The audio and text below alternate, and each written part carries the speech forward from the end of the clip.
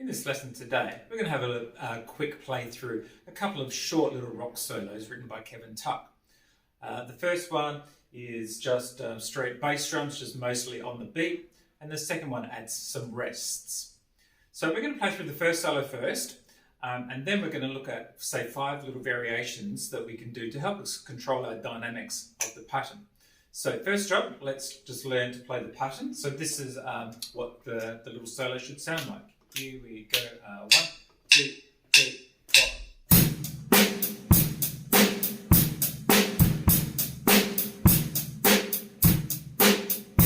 Rest, rest.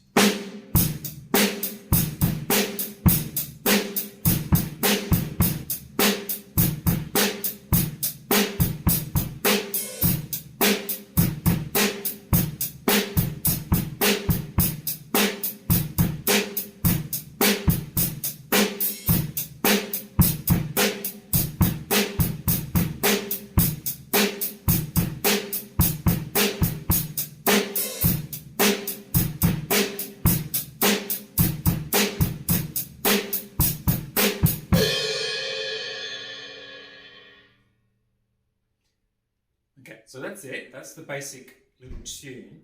Now let's look at some of these variations. And then what I'll do is I'll play through the song again, and for each one of the 5 lines, I'll use one of the variations. So the first one is playing the left hand as rim taps. So if I hold my stick normally, what we're going to do is just go down the hand so the hand rests on the snare drum.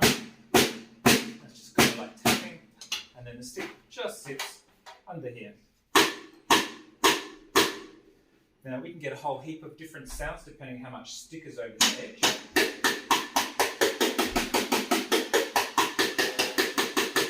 So there's no right or wrong sound, you just have to decide what you like the sound of. So for me, probably around here is the most resonant part of this particular drum stick. After that it gets a bit more clunky. And then if I turn around and use the fat end of the stick, or the butt end,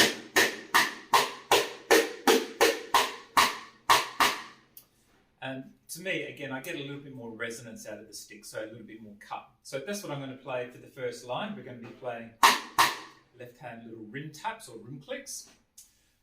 Second one, normal closed hi-hats. And you notice nice light sound on the hi-hat, and it's all about the sound of the bass drum and snare drum, because that's what we usually want to hear in a rock tune.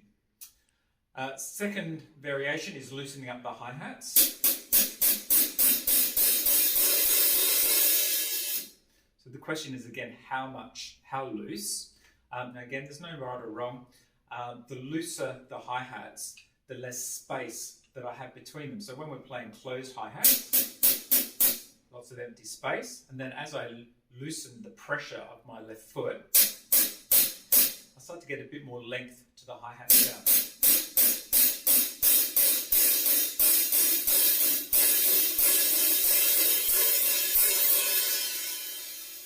Until now each hit is quite long, and certainly long enough to cover that space between the hits. So that's probably about what I'm going to be after. And the looser the hi-hats, the fuller and the more volume we're producing into our groove. All right, then the fourth one, playing on top of the hi-hat. So we're just kind of riding on the same way that we would ride on the ride cymbal using the tip. It doesn't necessarily give a hugely different sound, but it is a different sound colour from riding on the ride cymbal. So riding on the top of my crash.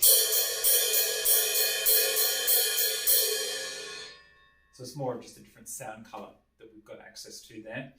And then the third, or the last one, sorry, the fifth one, we're going to then hit the edge of the crash cymbal. So now we're opening up the crash so it gets its full sound, which is a very huge drum kit sound. So I have to be careful not to hit it too hard, because I still want it to be about the bass drum and the snare drum rhythm. So I just have to control that volume to get it, to let the cymbal open up, but not let it completely wash over the rest of my drum kit. So here we go. Here's these first 5 little variations. Starting with my rim clicks, so starting with my stick backwards, ready for my click.